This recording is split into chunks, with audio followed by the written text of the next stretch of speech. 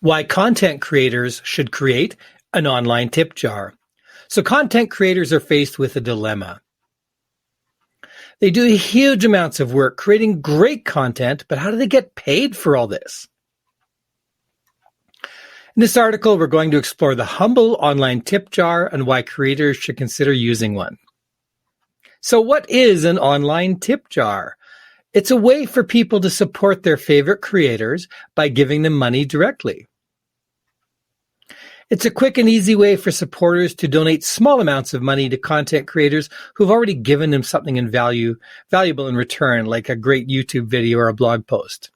So how do creators normally monetize content? Well, there's a lot of ways, like advertising, sponsorships, affiliate links, memberships, and offering products and services, and the online tip jar. So let's look at the pros and cons of these and see how they compare to the online tip jar. It's very common to add advertising to content. It's the most common method. So, for example, you might have YouTube videos and YouTube shares advertising revenue with you. But advertising comes with its own problems. You force your audience to watch ads.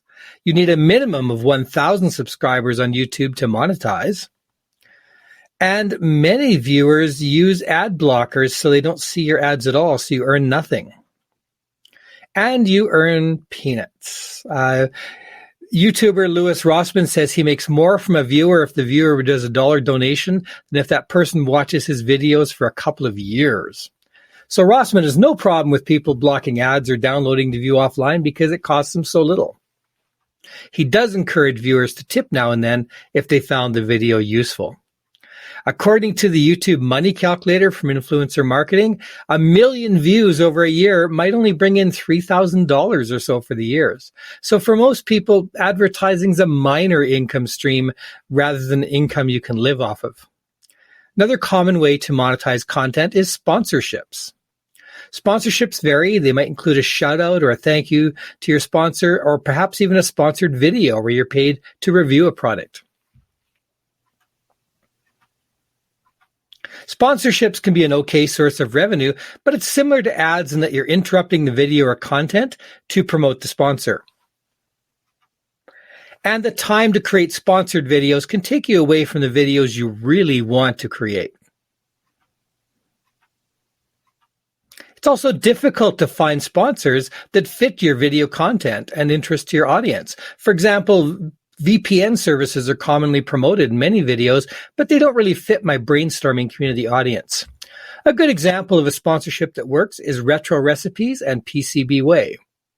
Retro Recipes does videos on old nostalgic computers, so the sponsorship of a company that makes printed circuit boards, many of which are used to emulate retro computers, does fit with their channel. Another drawback of sponsorships is it takes time to find good sponsors. It does become easier as your channel becomes more popular. They seek you out. So in my case, I do set up strategic partnerships or sponsorships with companies that provide special offers for my followers, but I make sure they're tools I already use myself and recommend. What about Patreon?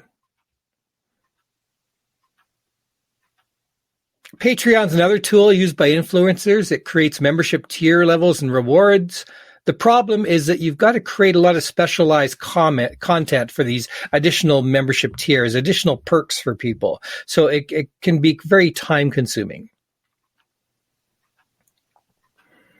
I think Patreon might be very useful for full-time content creators, a great way to monetize, but less useful for creators like me where the content is secondary to my business.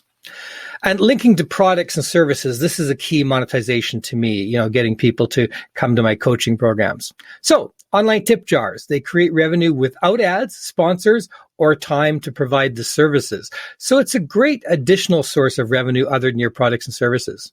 You can buy me a coffee and donate to this video. Thanks so much for listening. Please hit the like and subscribe button to support independent content creation. And find out more at brainstorming.social.